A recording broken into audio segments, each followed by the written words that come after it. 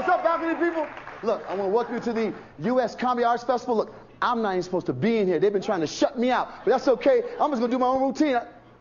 Look, man, I'm just trying to do my thing, man. Every time I try to go for it, ladies and gentlemen, Jon Stewart. Thank you. Thank you very much. Thank you. Thank you. Thank you, Sinbad. Thank you very much, ladies and gentlemen. Welcome to 40 Years of Comedy, a tribute to George Carlin.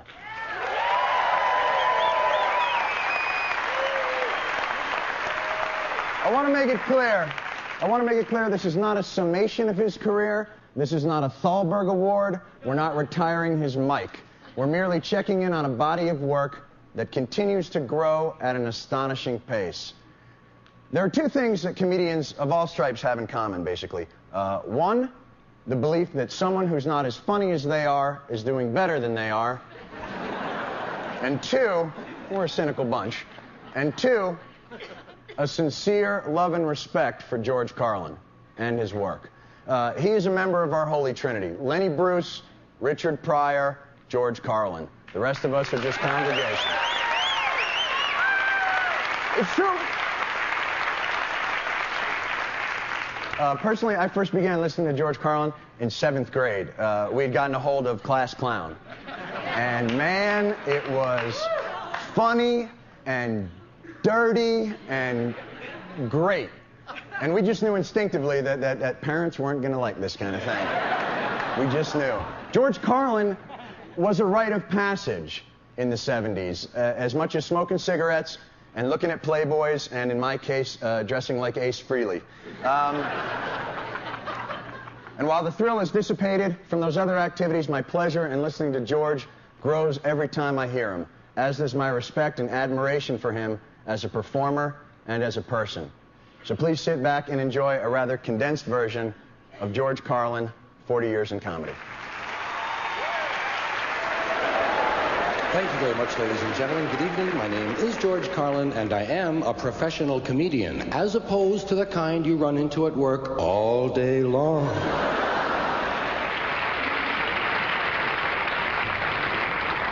There are thousands of comedians in this country, but basically only two types of humor. There's the old school and the new school. I think we recognize them both. The old school is largely made up of the fast-paced stand-up comedians, the one-liner comics who came from vaudeville and burlesque, and they comprise the insult school of humor. Jackie Leonard is a good example of this. Well, thank you very much, ladies and gentlemen. I'd just like to say it's wonderful to be back here in New York once again. It's a wonderful town. Thank you very much. You got some lovely girls here compared to the last place I worked. Some of the broads there were so ugly that if you wanted to pay them a compliment, you had to say, "How do you do? I see your face cleared up." Now, by contrast, in the new school, we have many different styles, but the foremost among them, I feel, is Mort Sahl, the first man to do much with political comedy since Will Rogers. Mort Sahl. Right, good, right, that's right, good, right, right. Basically, right, good, sorry, yeah. Basically, it's a dichotomy of guilt and society we're concerned with, right, good, right, onward, good. That covers the comedians that we pay to see. There is, however, a third field, generally unrecognized among humorists, and that's White House humor. JFK, the present resident president. Thank you very much. On behalf of the Attorney General, the Joint Chiefs of Staff, the members of the Supreme Court, and the rest of my family. Youngsters all over the country and Canada have been asking for us to bring back George Carlin. So, ladies and gentlemen, here is comedian, comedy star, George Carlin. Hey, baby, what's happening? Hey. Que pasa? Al Sleet here, you hippy-dippy weatherman, brought to you by Parsons Pest Control. Do you have termites, water bugs, and roaches? Yeah. Well, Parsons Pest Control will get rid of the termites and water bugs and let you keep the roaches. Tonight's forecast, dark.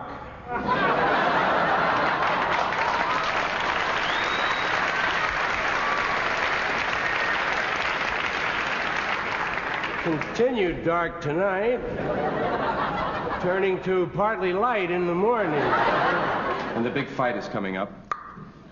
Ali and Frazier, Muhammad Ali. I call him Muhammad Ali because that's what he wants. Oh, yeah, he's a big dude and he hits hard, you know. I'll call him what he wants. But it's good that he's being allowed to work again. As you know, he couldn't work for 3 years. Of course, he had a strange job beating people up.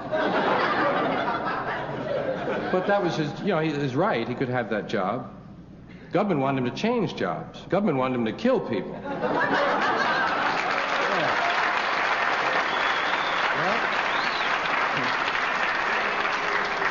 He thought it over, and he said, no, that's where I draw the line.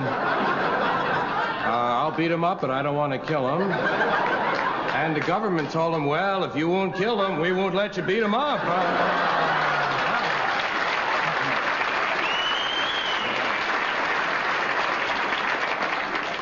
And it was all because he didn't want to go to Vietnam, and now we're getting out of Vietnam through Laos and Cambodia. That's got to be the long way. We got to go through China and Russia to get out that way. What are we going to tell them? We'll only be here a short time. We're just looking for a trail. Well, maybe they'll go for it. I don't know. Of course, we're only there in Southeast Asia for one reason, to free the people so they can have industry. Isn't that what we do everywhere, I think? We kind of free people and then lay a little industry on them so they can have all the benefits of industry that we have.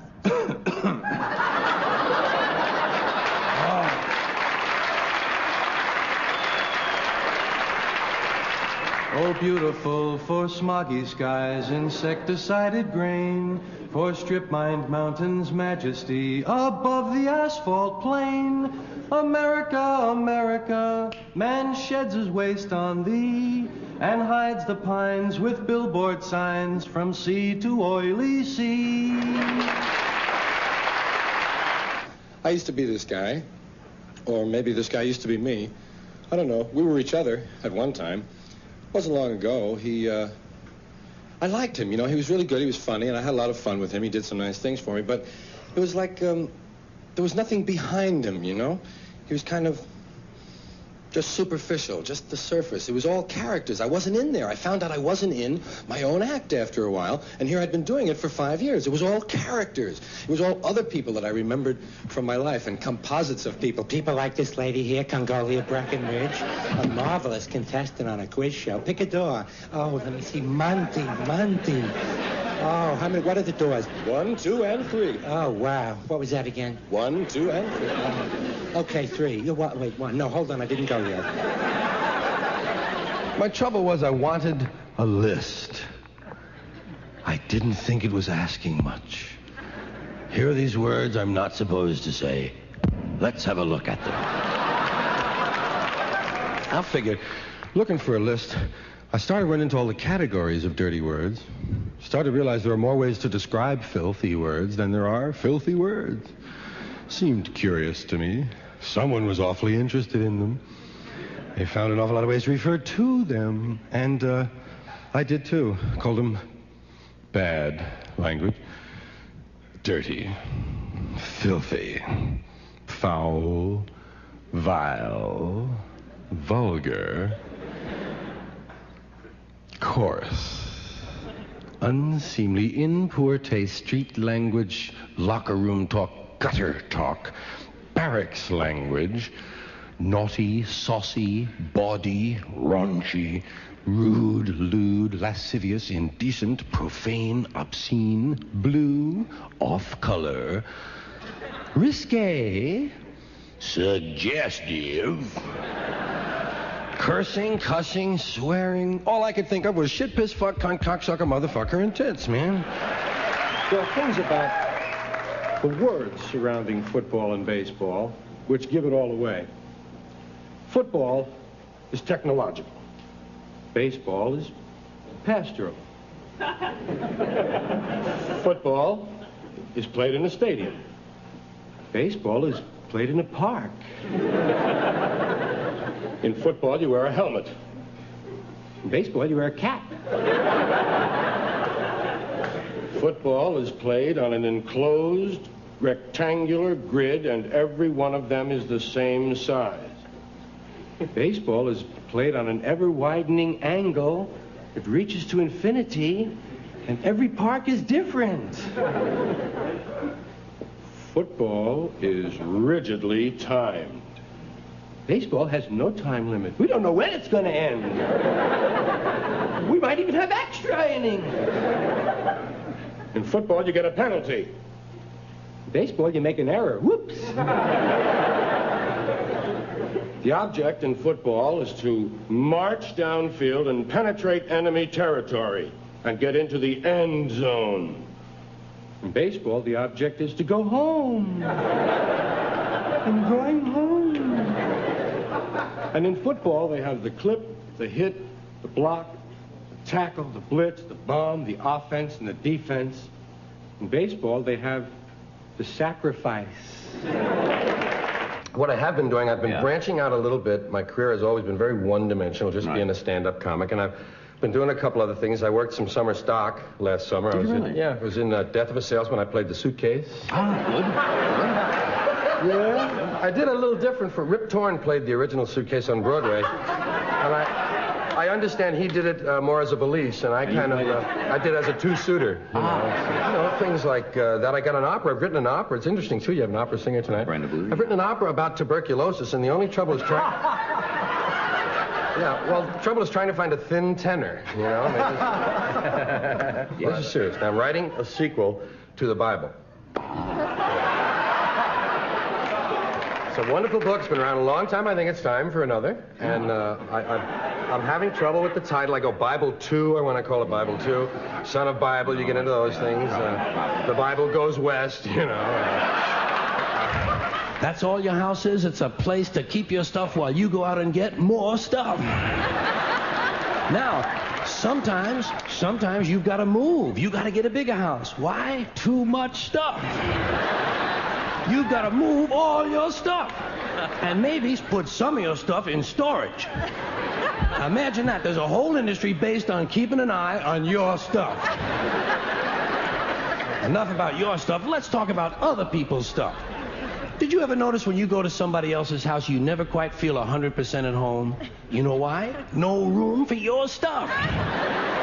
Somebody else's stuff is all over the place. And what awful stuff it is.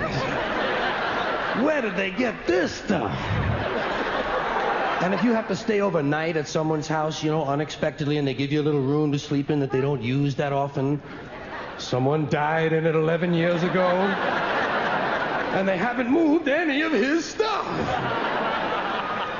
Or wherever they give you to sleep, usually right near the bed, there's a dresser, and there's never any room on the dresser for your stuff. Someone else's shit is on the dresser. Have you noticed that their stuff is shit and your shit is stuff? The FCC, the Federal Communications Commission, decided all by itself that radio and television were the only two parts of American life not protected by the free speech provisions of the First Amendment to the Constitution. I'd like to repeat that because it sounds vaguely important. The FCC, an appointed body, not elected, answerable only to the president, decided on its own that radio and television were the only two parts of American life not protected by the First Amendment to the Constitution. And why did they decide that? Because they got a letter from a minister in Mississippi. A Reverend Donald Wildman in Mississippi heard something on the radio that he didn't like. Well, Reverend, did anyone ever tell you there are two knobs on the radio?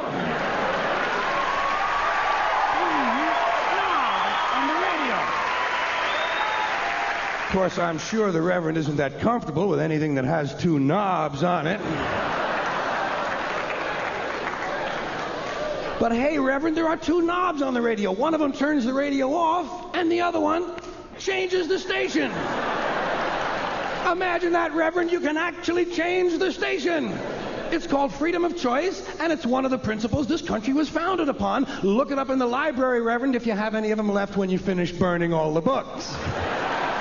It's been a little while since I've been here, and a couple of things have happened in that time. I'd like to talk a little bit about the war in the Persian Gulf. Big doings in the Persian Gulf. You know my favorite part of that war? It's the first war we ever had that was on every channel plus cable. And the war got good ratings, too, didn't it? Got good ratings. Well, we like war. We like war. We're a warlike people. We like war because we're good at it. And you know why we're good at it? Because we get a lot of practice. This country's only 200 years old, and already we've had 10 major wars. We average a major war every 20 years in this country, so we're good at it. And it's a good thing we are. We're not very good at anything else anymore. Huh? Can't build a decent car. Can't make a TV set or a VCR worth a fuck. Got no steel industry left. Can't educate our young people. Can't get health care to our old people. But we can bomb the shit out of your country, all right? Huh? We can bomb the shit out of your country, all right? Especially if your country is full of brown people.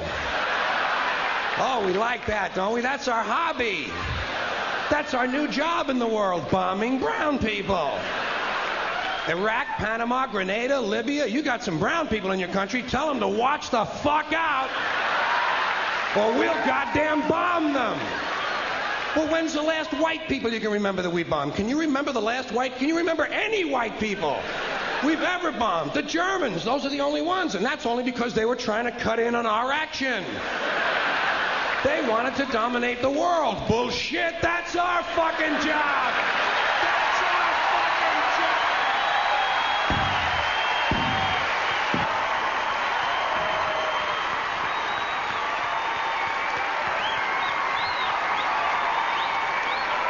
Ladies and gentlemen, George Carlin.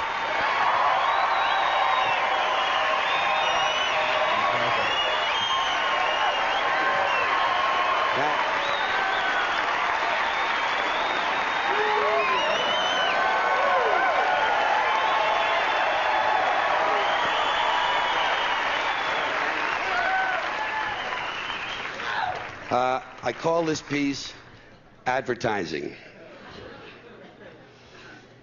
Quality, value, style, service, selection, convenience, economy, savings, performance, experience, hospitality, low rates, friendly service, name brands, easy terms, affordable prices, money-back guarantee, free installation. Free admission, free appraisal, free alterations, free delivery, free estimates, free home trial, and free parking. No cash? No problem. No kidding. No fuss, no muss, no risk, no obligation, no red tape, no hidden charges, no down payment, no entry fee, no purchase necessary. No one will call on you, no payments or interest till December, and no parking. Limited time only, though, so act now, order today, send no money, offer good while supplies last, 2 to a customer, each item sold separately, batteries not included, mileage may vary. All sales are final, allow 6 weeks for delivery. Some items not available, some assembly required, some restrictions may apply. Shop by mail, order by phone. Try it in your home, get one for your car. All entries become our property. Employees not eligible, entry fees not refundable. Local restrictions apply. Void where prohibited, except in Indiana. So come on in. Come on in for a free demonstration and a free consultation with our friendly professional staff. Our courteous and knowledgeable sales representatives will help you make a selection that's just right for you and just right for your budget. And say, don't forget to pick up your free gift. A classic, deluxe, custom, designer, luxury, prestige, high-quality, premium, select, gourmet pocket flashlight. And if you act now, we'll include an extra added free complimentary bonus gift, a classic, deluxe, custom, designer, luxury, prestige, high-quality, premium, select, gourmet, leather-style wallet with detachable keychain and a pencil holder.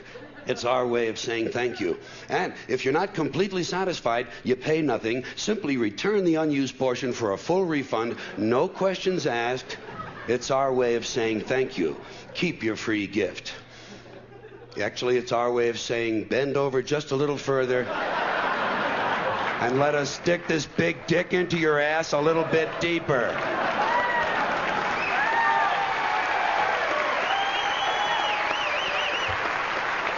Well, you know, whenever you're exposed to advertising in this country, you realize all over again that America's leading industry is still the manufacture, distribution, packaging, and marketing of bullshit. High-quality bullshit, World-class designer bullshit, to be sure. Hospital-tested, clinically proven bullshit. But bullshit nonetheless. And it always amuses me that so many people seem to think that bullshit only comes from certain sources. You know, advertising, politicians, salesmen. Not true. Bullshit is everywhere. Bullshit is rampant. Parents are full of shit. Teachers are full of shit. Clergymen are full of shit. Law enforcement people are full of shit. The entire country is completely full of shit. In fact, this country was founded by a group of slave owners who told us that all men are created equal. That is what's known as being stunningly full of shit. And you know, I think, and I think people show their ignorance when they say they want politicians to be honest. What are these people talking about? If honesty were suddenly introduced into politics, it would throw everything off. The whole system would collapse. And I think deep down the American people know that. The American people like their bullshit out front, where they can get a good, strong whiff of it. That's why they re-elected Clinton. Listen.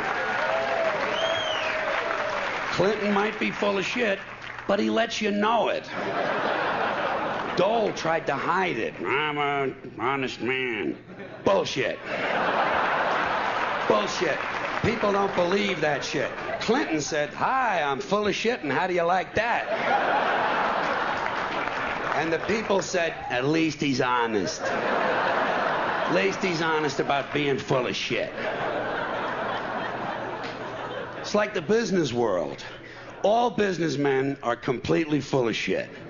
Just the worst kind of people you could ever want to run into. Businessmen. And the proof of it is, they don't even trust each other. They don't trust each other. When a businessman is negotiating a deal, the first thing he does is to automatically assume that the other guy is a complete lying prick who's trying to fuck him on the deal. So he has to do everything he can to fuck the other guy a little bit harder and a little bit faster. And then, when it comes to dealing with customers, that's when you get the big smile. That's when you get the big smile. Businessman always has that big smile on his face as he carefully positions himself directly behind the customer and unzips his pants and services the account.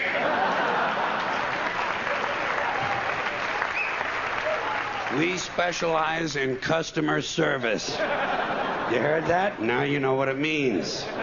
Whoever coined the phrase, "let the buyer beware," was probably bleeding from the asshole.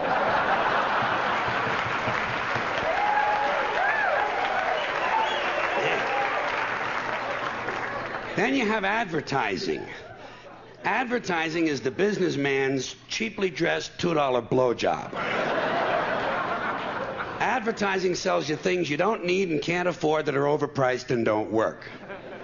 And they do it by exploiting your fears and insecurities. And if you don't have any, they'll be glad to give you a few by showing you a nice picture of a woman with big tits. That's the essence of advertising. Big tits.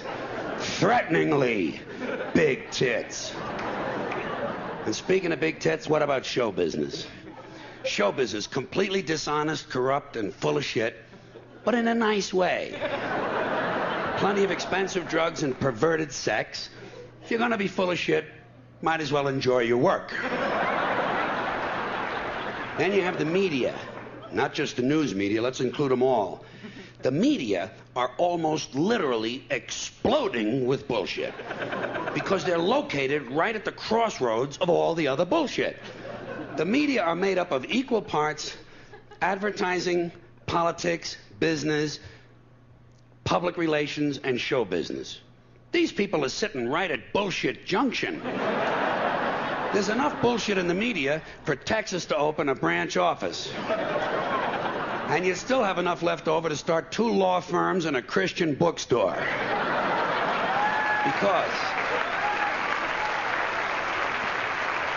Because, folks, I gotta tell you, when it comes to bullshit, truly major league bullshit, you have to stand back in awe of the all-time heavyweight champion of false promises and exaggerated claims, religion. Organized religion. It's no contest. Religion easily has the best bullshit story of all time. Think about it. Religion has convinced people that there's an invisible man living in the sky who watches everything you do every minute of every day. And the invisible man has a list of 10 specific things he doesn't want you to do. And if you do any of these things, he will send you to a special place of burning and fire and smoke and torture and anguish for you to live forever and suffer and burn and scream until the end of time. But he loves you. He loves you. He loves you, and he needs money.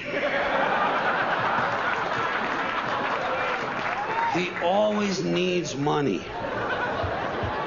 He's all-powerful, all-present, all-knowing, and all-wise. Just can't handle money.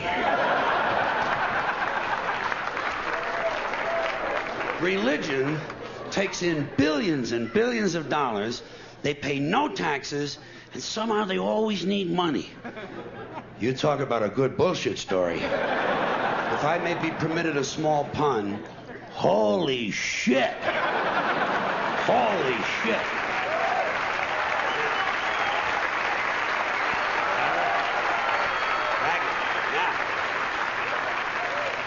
Now we're going to lighten up a little bit.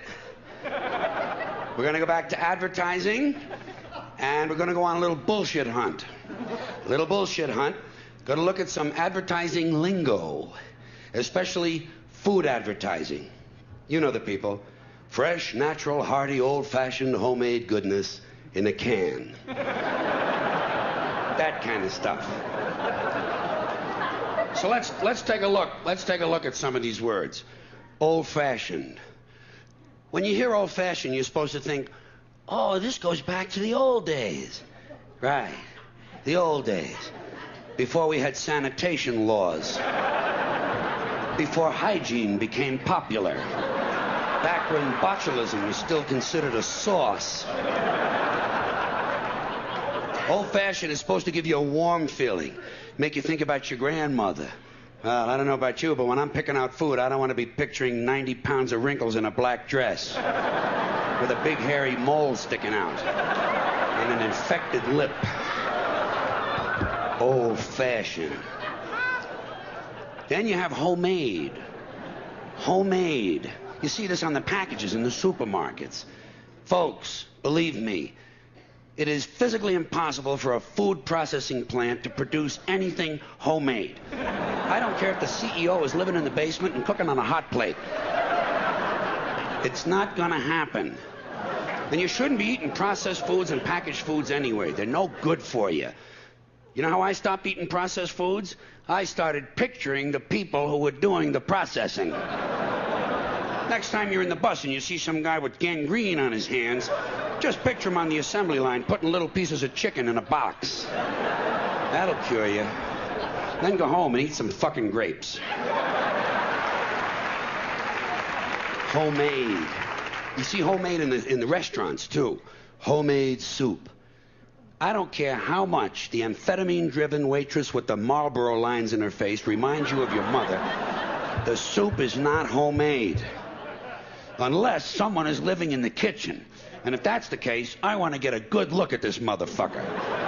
I want to check this guy for lesions, carbuncles, impetigo, pink eye, and ringworm. And head lice. Then you have home style. Home style.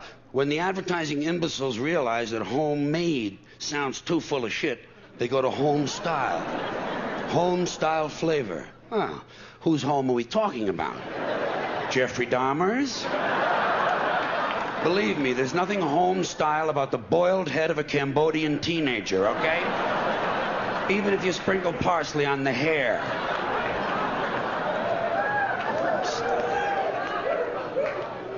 And anytime they add the word style to another word, someone is pulling your prick. Old style goodness. What does that mean? Nothing. It means nothing. New York style deli. Means it's not located in New York. That's all it means, or they wouldn't have to say it in the first place. It's located in Calgary, and the owner is from Hong Kong. And the food tastes like things that the Bangladeshis throw away. Chicago-style pizza means the night manager once changed planes at O'Hare. Family-style restaurant. You know what that means? It means there's an argument going on at every table. Two people are crying, and the eldest male is punching the women. Family style. Family style. Gourmet. Here's another word the advertising cretins have completely wiped their asses with. Gourmet. Gourmet dining in a cup. Gourmet cuisine in a can. By the way, whenever you hear cuisine in place of food, be prepared to pay an extra 80%. Gourmet rolls, gourmet coffee, gourmet pizza. These things do not exist. You want to know what gourmet food?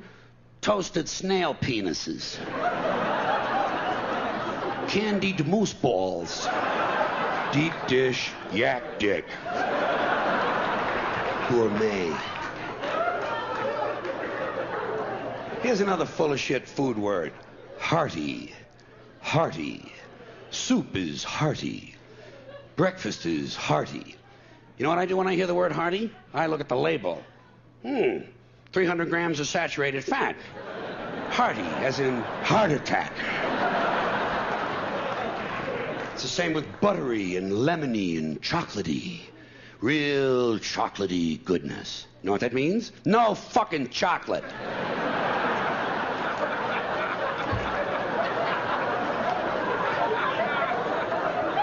And beware when they add the word flavored to another word.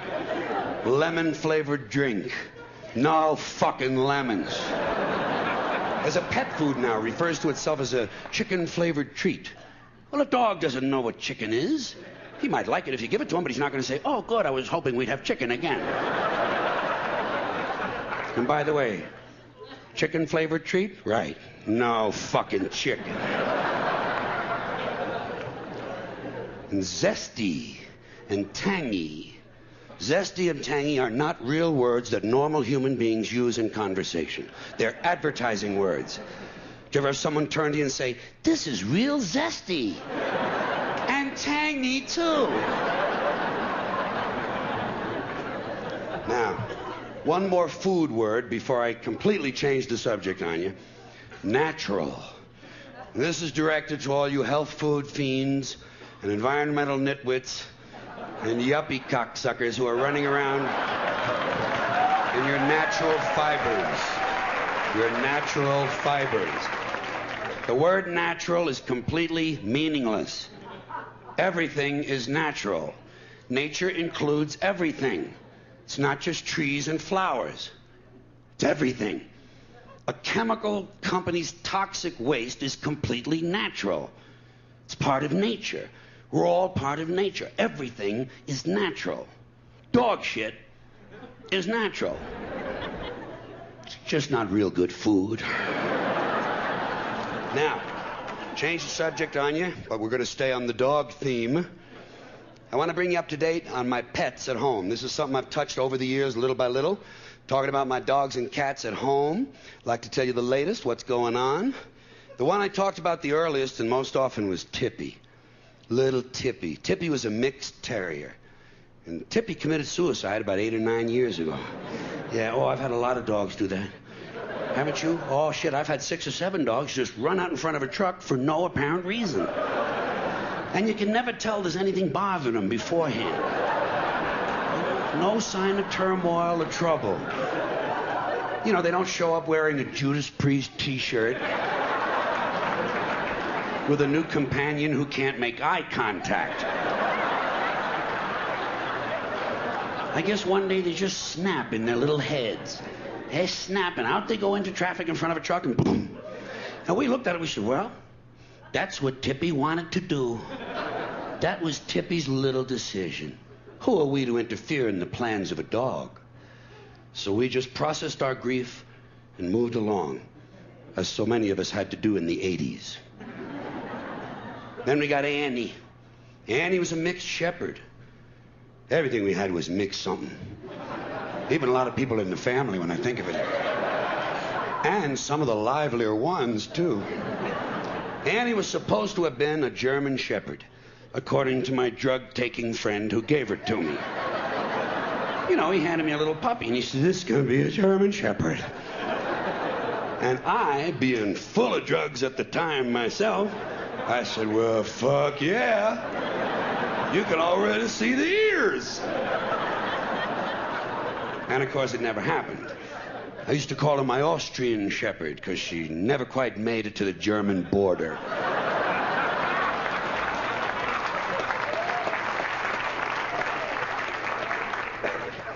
But Annie isn't with us anymore either.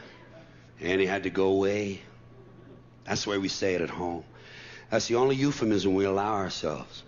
Annie had to go away. It happens, huh? Doesn't it? Yeah.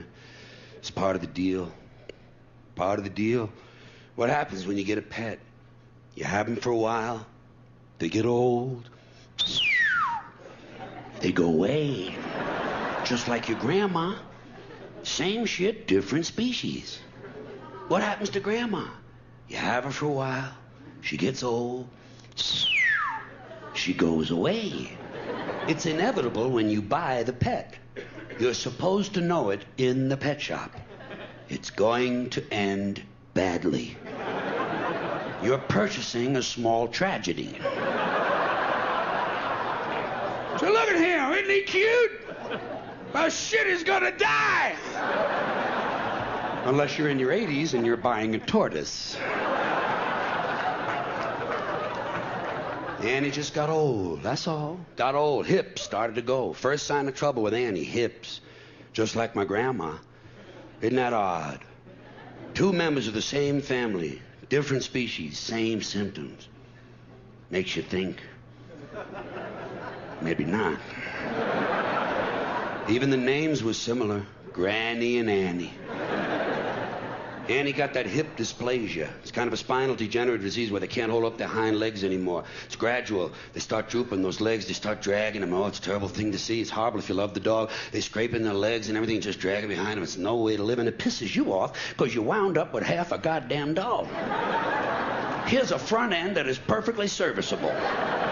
Shit, she'd have been a Chevrolet. She could have been rebuilt. You come in the driveway, she'd be sticking out behind a bush. Say, look, she's okay. And then the rest of her would come on, oh, shit. Oh. Gets worse and worse and worse. And there's nothing you can do about it. And finally, it got so bad, Annie couldn't even get out where the trucks were. So I had to intervene on her behalf. I had to get some people to come to the house and essentially whack my dog. We put a contract out on Annie. But we whacked her when she was eating a big plate of pasta like they do in the gangster movies. We knew Annie would like that. So Annie went away, just like my grandma. Actually, it was a little bit different. I believe we whacked my grandma in the beauty salon. But as soon as Annie was gone, we did what a lot of you folks would have done. Well, we got a new dog right away. Don't you do that sometimes to fill the void? You do. You go out and you get a new dog right away, and we got a little guy called Mo. M-O-E, Mo. Mo is a Maltese, first dog we ever had that was all one thing. Ain't nothing inside of Mo except other Maltesers. He's about this big, and he's cuter than a dick. Know what I mean? Just as cute as can be. And Mo only has one ball, but he doesn't know that. And he doesn't act like he's got one ball, because Mo humps Vern, and Vern is a male cat. Do you ever have that shit going on in your yard? Not only is it interspecies, it's a homosexual affair as well. The whole neighborhood is just praying there be no children. Because God knows where you send them to school. But he's out there first thing in the morning, he's humping away, you know. He's got a lot of energy for a guy with one ball. You got to give him a lot of credit. He's out there humping away. He's trying to get a little, well, he's trying to get a lot now that I think of it. And what he's really doing is wearing a hole in the fur on the back end of that goddamn cat. And sometimes he's got so much energy, his feet actually leave the ground. And he's airborne on Vern. He's trying to hold on to cat hair with dog paws and keep it in at the same time. And Vern could care less. Vern will give you a look like this while he's getting fucked in the ass.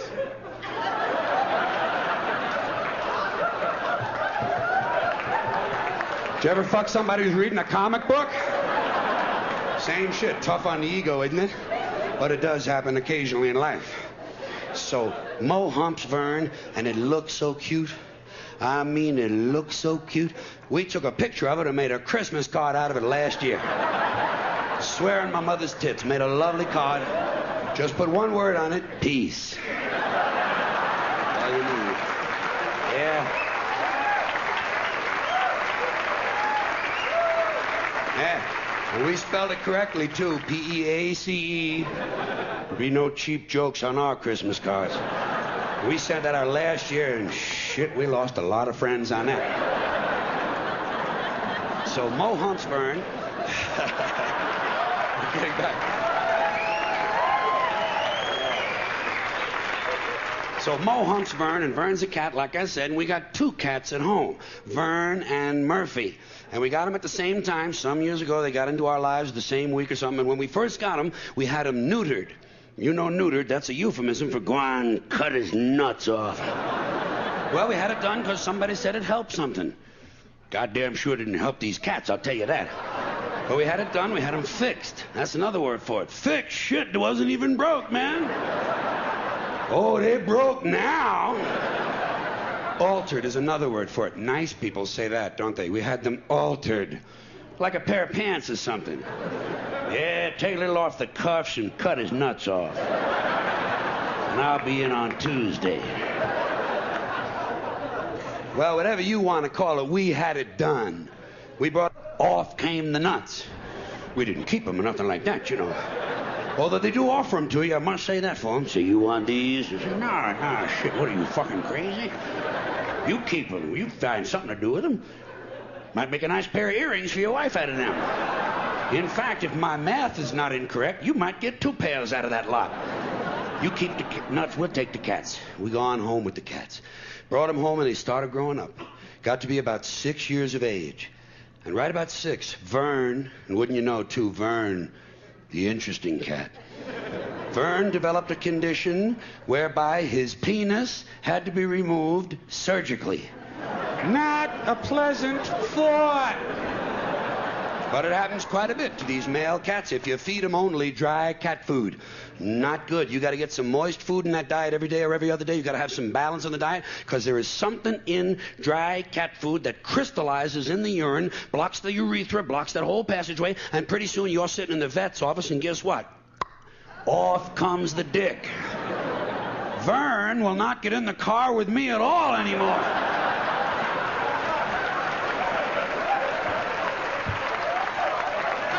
He doesn't trust me at all because he doesn't know what's coming off next. He's walking around counting his feet and shit like that, praying to God he's still got something left hanging off of him. Such is the condition of the animals at our house.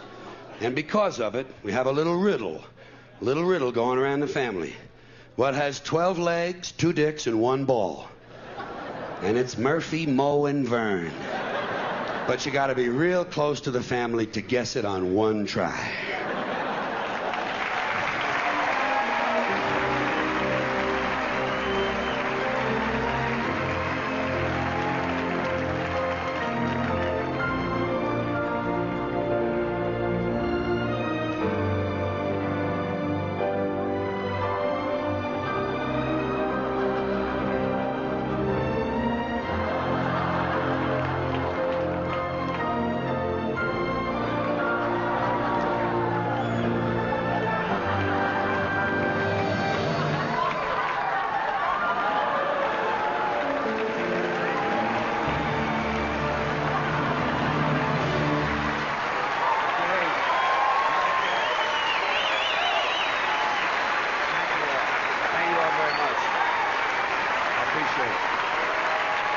time, you folks. Yes, sir. Great to see you. Wonderful job. Wasn't that just you? That was amazing. Okay. All right. Thank you. I'm a little out of breath. No. How about that? Please, take your time, drink some water. I think the image of the cat and the dog will hold us for 30 or 40 seconds here. Haven't told a lie about my pet yet. When you were a kid growing up, Yeah. you wanted to be Danny Kaye and Bob Hope. So look, how do you think this thing is working out so far, looking back? Well, I knew I wanted to stand up and, and be silly and have people say, isn't he cute? Isn't he cute and clever?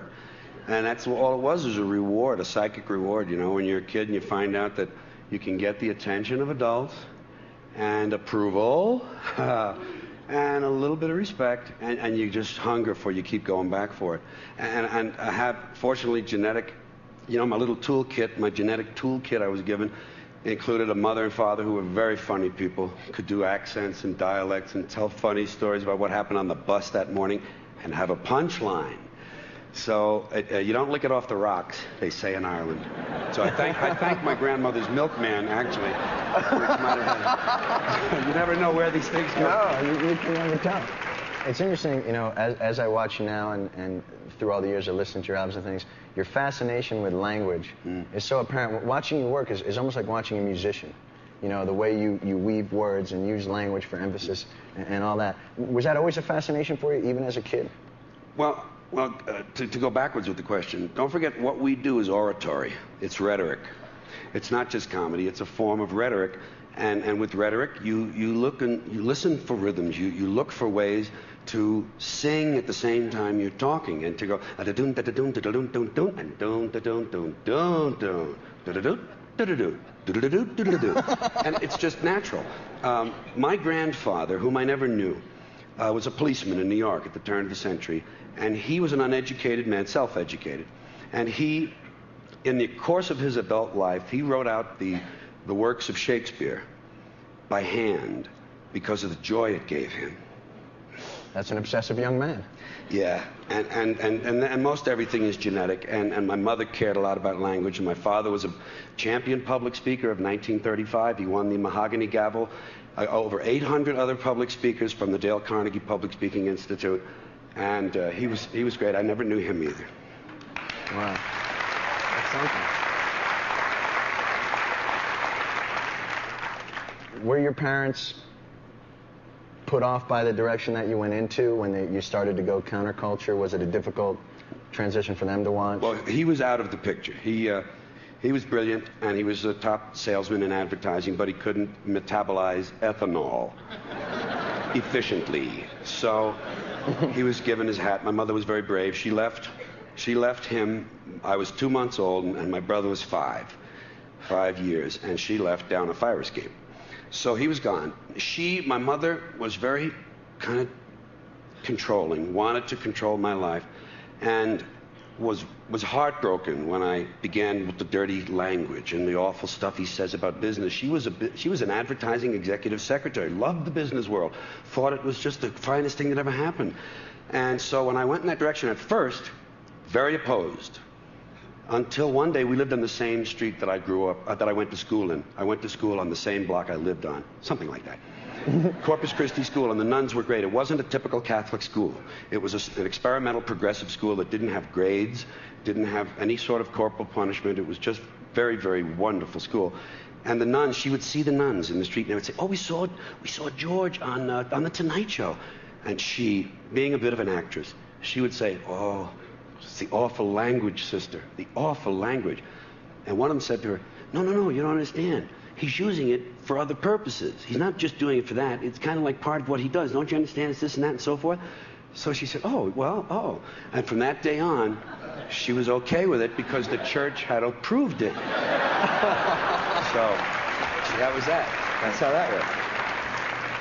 People who deal in content that's on the edge as you do oftentimes live a life that's similarly on an edge. Mm-hmm. And a lot of those people go off the rails. Yeah. And we lose them and their talent. And you've been able to not do that and been able to pull it back in and... Another luck stroke. You got to have luck in this world. Part of it's your genetic makeup. That's luck. And then what you do with it is also partly genetic, because hard work is genetic. The desire to do hard work, the willingness to work hard and be determined and not be turned aside, that's all genetic too. It can be altered a little and reinforced, but some of the people who had so much edgy promise, they died young. I mean, Lenny Bruce, Sam Kinison, Andy Kaufman in his way, sure. Freddie Prinze, John Belushi, Bill Hicks. Right. And it's just, I don't know, of course, Bill had a natural disorder of his own. I think so did Andy, but it's not always behavior, but sometimes it's just genetic. But it's just that I think there's a degree of luck and intellect involved in giving up things that hurt you. The drug and alcohol thing, it seems to me, comes down to this. Drugs and these things are wonderful. They're wonderful when you try them first. They're not around for all these millennia for no reason. First time, mostly pleasure, very little pain, maybe a hangover. And as you increase and keep using whatever it is, the pleasure part decreases and the pain part, the price you pay, increases until the balance is completely the other way and it's almost all pain and there's hardly any pleasure. At that point, you would hope, then the intellect says, oh, this doesn't work anymore. I'm going to die, and I'll do something. But you need people around you who can help you, and you need something to live for. You have to have something to look forward to bring you out of it. You know, there are a lot of people who don't have a lot to live for, and they're sort of stuck inside. Was there ever any fear that by giving up the drugs, you lose a bit of the genius by giving up the wild lifestyle, sanity being the enemy? Well, that has been a canard for a long time, that most of this creativity comes from being wacky. And I'm sure there's a lot of truth in that, as far as just being plain old wacky. Where the drugs are concerned and alcohol, they do seem to open a window for you. They do seem to broaden the vistas at first. The thing you have to do is learn when, you know, it's like all these great writers who became drinkers. You have to sort of, I find with pot, I'm not a big drug user anymore, but I have always a joint somewhere near me. I don't, you know, hidden. Might be hidden. And what I do, and I hardly touch it maybe once a month, that would be frequent for me. But when I'm writing something, and I write perfectly straight, perfectly sober, and I write a whole lot of stuff, 6, 7, 8, 9 pages, and I really pour it out, the next day, one hit is all I need now. One hit, and it's punch-up time. Time to get this thing going.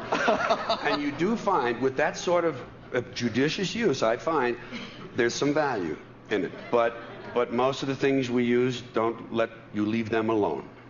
They don't. Pot does. Thank goodness for that. Well, that's excellent. What?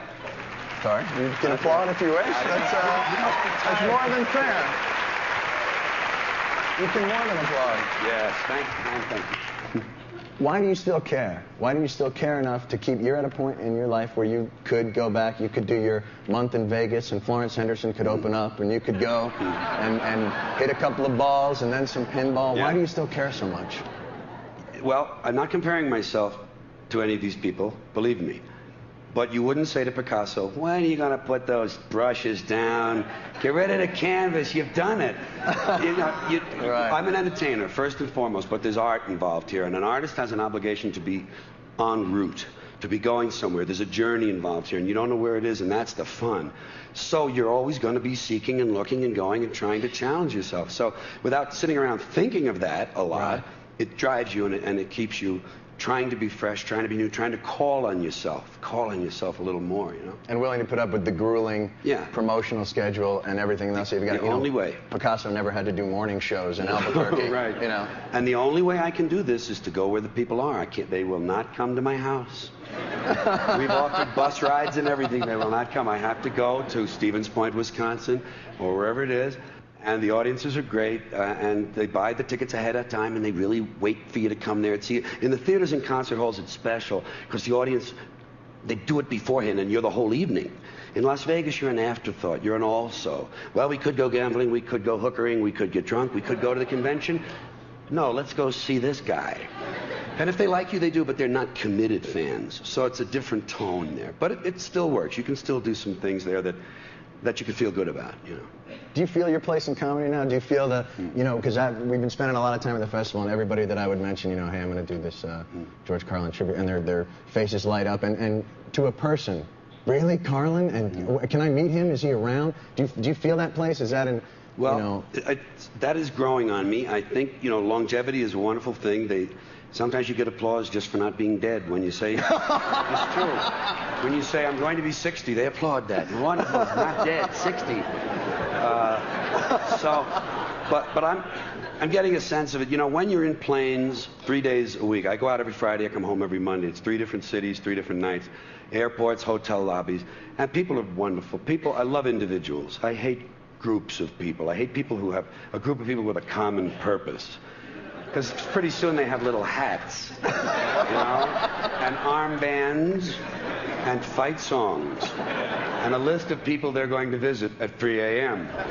So I dislike and despise groups of people, but I love individuals. Every person you look at, you can see the universe in their eyes if you're really looking, and they're great. And so cumulatively, I have gotten the feeling that I'm in this big family, a family life I never had, by the way, this, so to say, extended family of people who feel like you're their cousin, you know. It's like, Georgie, 1961, I saw you. Hey, remember that? Yeah. Oh, and you know what you said? And I said, did I? Oh, yeah. So it's, you know, it's just great. And so cumulatively, you say, well, I guess I'm in the family. I guess it's okay. Yeah. Do you think, does it boil down?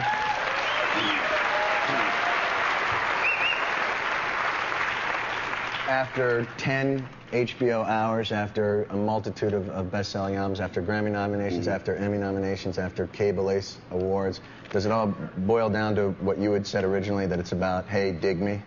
Hey, look at me, ain't I cute? It's all just a job is called showing off. In our school, we didn't have grades, so we didn't have A's, B's, and C's, and D's. The only A's I got, and this is a little corny, I got their attention, I got their approval, their admiration, their approbation, and their applause. And those were the only A's I wanted, and I got them. And you certainly have mine, sir.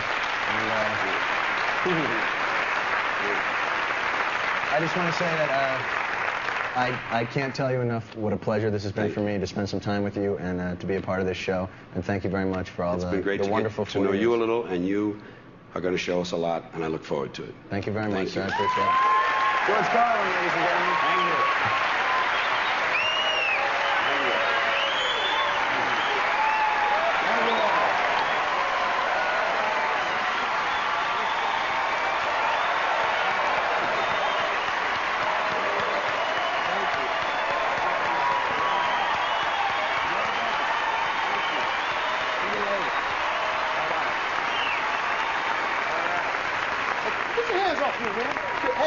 Hey, how you doing? Security kept grabbing me. Yeah, well, why not? He's very tired. He's worked very hard. I'm trying to talk to Mr. Carlin. I just want to say that, you know, I dug what you were saying. I dug your comedy, and I have a little show I'm doing called The Best of the Fest. I was trying to get interviewed just like Jon Stewart got.